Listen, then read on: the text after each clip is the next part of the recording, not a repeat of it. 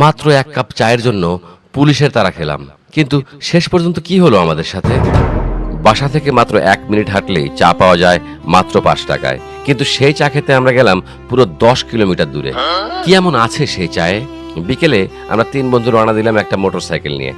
বন্ধু ফরিদ এই মান্ধাতার আমলের বাইকটা কিনেছে মাত্র 16,000 টাকায়, যার কোনো রেজিস্ট্রেশন নাম্বার নাই, কিক মেরে স্টার্ট দিতে হয়, আর স্পিড এত যে রাস্তার সাধারণ ইজি বাইকও এই মোটর বাইককে ওভারটেক করে চলে যায়।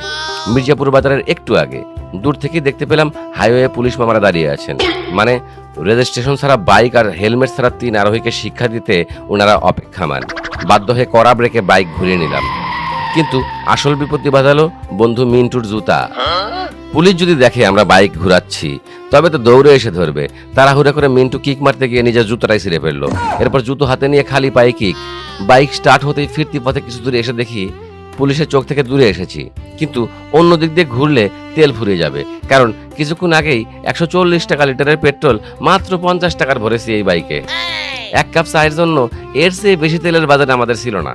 তাই প্ল্যান হলো 4 লেন রাস্তার 3টা ডিভাইডার পার করে বাইকটা ওই পাশে নেব, কারণ আমরা জানি এই পাশের পুলিশ ওই পাশে যাবে না। যেমন ভাবা তেমন কাজ, 3 জন মিলে বাইকটা শূন্যে তুলে তুলে 3টা ডিভাইডার পার করে ফেললাম।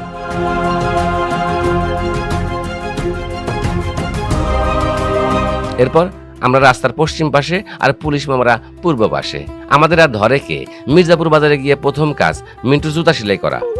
জুতা সেলাই শেষে এরপর আমরা রওনা দিলাম মির্জাপুর থেকে পশ্চিম দিকে, গ্রামের এই সুন্দর পিচ ঢালা রাস্তা ধরে। আমাদের গন্তব্য বিশালপুর ইউনিয়ন পরিষদ ভবনের পাশেই। বিশালপুরের 1-1.5 কিলোমিটার আগে থেকে চোখে পড়লো একটা বিয়ের বাস যাচ্ছে।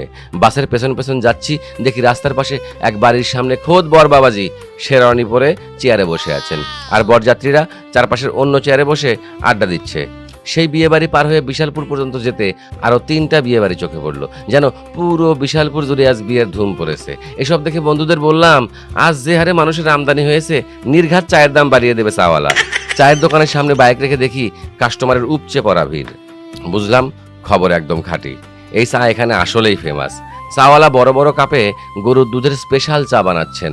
কাপে প্রথমে তিনি চিনি দেন, তারপরে দুধ দিয়ে ঘুটনি দিয়ে ঘুটে চিনির সাথে চায়ের মিলন ঘটান। এরপর দেন দুধের উপরে মোটা সর বা মালাই, অল্প চায়ের লিকার, ওপর থেকে ছড়িয়ে দেওয়া গুঁড়ো দুধ, কুচো করা বাদাম এবং সবশেষে কফি। কিন্তু প্রশ্ন হলো, মাত্র 5 টাকা কি এমন রাজকীয় চা পাবেন? একদমই না।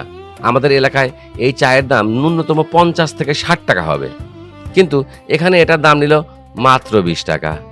5 টাকার চায়ের খোঁজে এসে 20 টাকার এই অমৃত মুখে দেওয়ার পর মনে হলো 10 কিলোমিটার এই ধকল আর পুলিশের সাথে চোর পুলিশ খেলা একদম উসুল।